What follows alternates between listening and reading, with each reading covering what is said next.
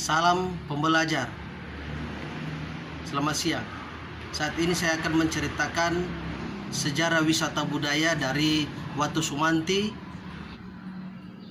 pejuang tanah adat Minahasa di Kota Manado, yaitu Doto Lolong Lasut dan seputaran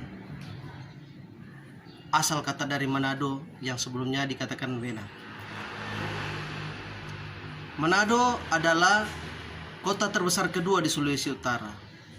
Kota yang indah terletak di tepi pantai sejak 10 tahun terakhir, namanya kian harum semerbak. Arah timur dan selatan dikelilingi bukit landai, bergelombang dan barisan pegunungan yang hijau. Sebelah barat dengan pesona alam laut biru yang dihiasi 3 pulau eksotik, yaitu Pulau Bunaken, Manado Tua, dan Siladen. Yang terkenal dengan pesona wisata alam bawah lautnya terumbu karangnya yang super indah.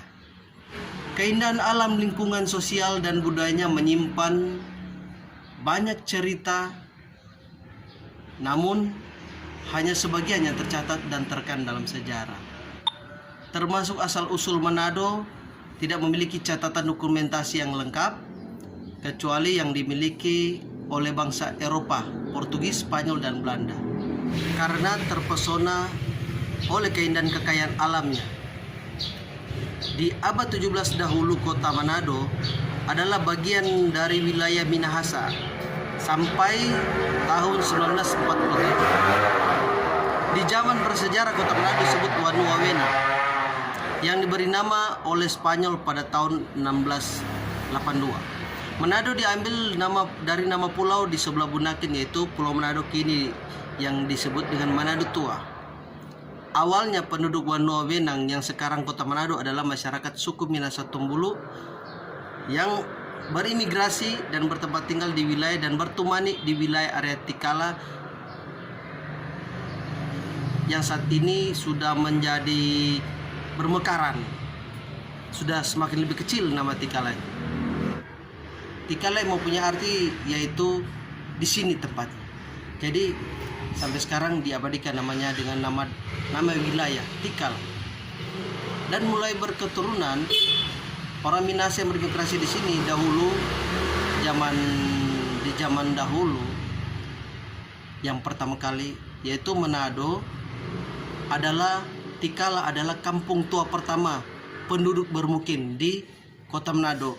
Di Tikala, di Kecamatan Tikala, kampung tua pertama di Kota Manado, di situ ada situs Watu Sumanti, adalah batu keramat sebagai saksi bisu sejarah, tempat pertemuan antara para sesepuh pejuang adat tanah Minahasa yang dipimpin langsung oleh Kepala Walak Umbanua Wenang, Doto Lolong Lasut, sebagai keturunan asli Minahasa.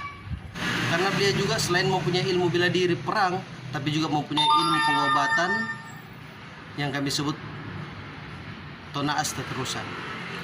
Pejuang tanah adat Minahasa di Manado ada 14 Doto yang dipimpin oleh Doto Lolong Lasut dengan gelar adat sebagai Tonaas Teterusan Umbanua Wenang, yang berarti pemimpin masyarakat adat negeri Wenang. Dan saat ini sudah berkembang menjadi Kota Manado sebagai salah satu kota terbesar kedua.